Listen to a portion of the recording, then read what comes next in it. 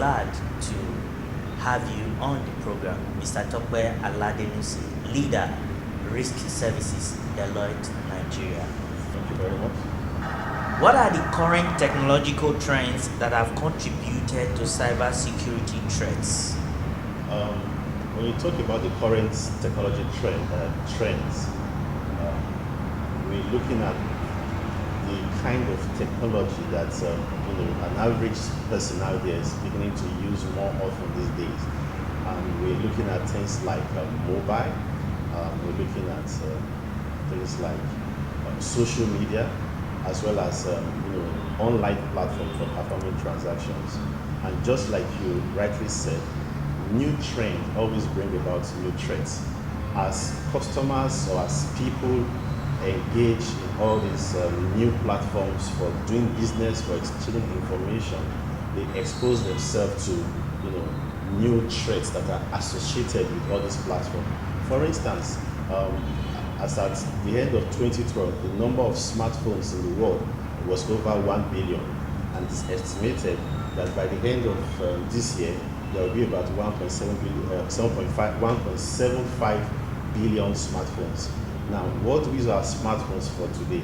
In the past, we used phones just to make calls and send SMSs. But right now, our emails, our confidential information on our phones, we do bank transactions on our phones, and we do a lot of our phones. And there are some, hackers who have started developing malicious programs that target, mobile phones, so they can steal people's credentials and steal people's information.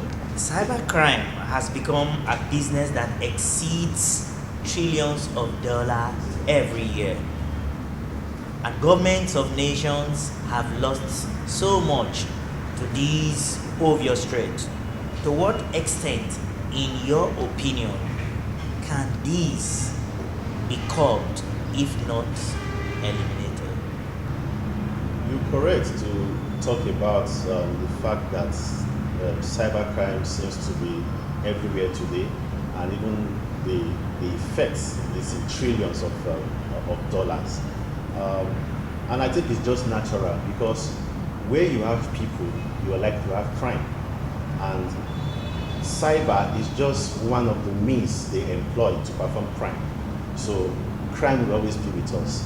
And because right now businesses are now being done in cyberspace, there is that tendency for a lot of crime to be happening in cyberspace. And we are just starting. We should expect more. We are in for more. I love what Robert Mueller of the FBI once said. He said that there are two types of companies: those that have been hacked and those that will be hacked. What that means is that right now, cybercrime is everywhere, and everyone or every company or every government is likely to experience it. As much as it is pertinent that governments and authorities put in mechanisms to checkmate cybercrime, some school of thought have always argued that it infringes on the rights of citizens. Where does the borderline lies in cybersecurity measures as well as freedom of citizens? For organizations to be proactive, I think they need to have what I would say a cybersecurity strategy. And the first thing that should come to your mind is, what are we trying to protect? What I see organizations do these days is that they just hear that there are issues with security out there, and they go and start buying tools and trying to see how they can protect themselves. But the first thing organizations need to ask themselves is, what am I trying to protect? Is it my people? Is it my customers' information? Is it my supplier information? Is it my trade secrets? When we know what we're trying to protect, and we assess the risk around what we're trying to protect, then we can begin to develop adequate measures to protect those things. And that will boil around governance, processes, people, and technology. The Snowden experience is a well-known one. What lessons are there for African governments on the NSA's surveillance and the Snowden's revelations? Are there lessons for Africa? I found the Snowden revelation very interesting, but not shocking at all. I've always expected that to happen.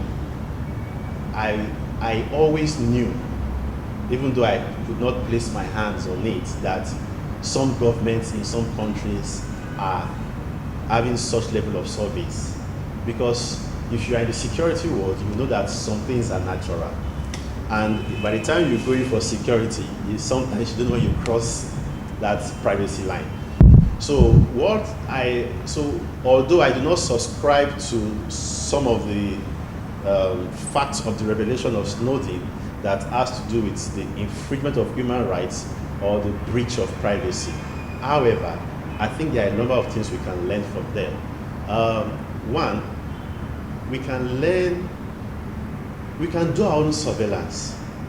What stops Nigeria or other countries in Africa from having their own surveillance systems? It's difficult to have good security without surveillance. Security always starts from what we call situational awareness. You must know where you are at a particular moment. You must know your assets. You must know the risk your assets are exposed to. And how do you know those things if you don't do some level of surveillance? So I think African countries can do their own surveillance, but they may need to disclose what they are doing and ensure that they don't infringe on people's rights. Obviously, e-commerce is a fast-growing trend in Nigeria and the world at large. What prospects are there for e-commerce given the threats of cyber threats? I think e-commerce has great prospects. It's very obvious. Some of the guys that came in, 2, 3, 4 years ago, we can see the kind of growth they've experienced even within a year is astronomical. They've been able to grow very rapidly. However, they are likely to face cybersecurity challenges. And it's just like anything you do in life, it has risks. And what you need to do is to understand the risk and try to mitigate the risk. If you're driving your car, for instance, there is a risk that you can hit the person in front of you. There's a risk that the person behind you may hit you. So what we need to do is to start looking at our processes and practices and see how we can improve ourselves, see how we can put the right measures in place to address the risks that are in cyberspace, even as we trade online. Thank you for coming on the program.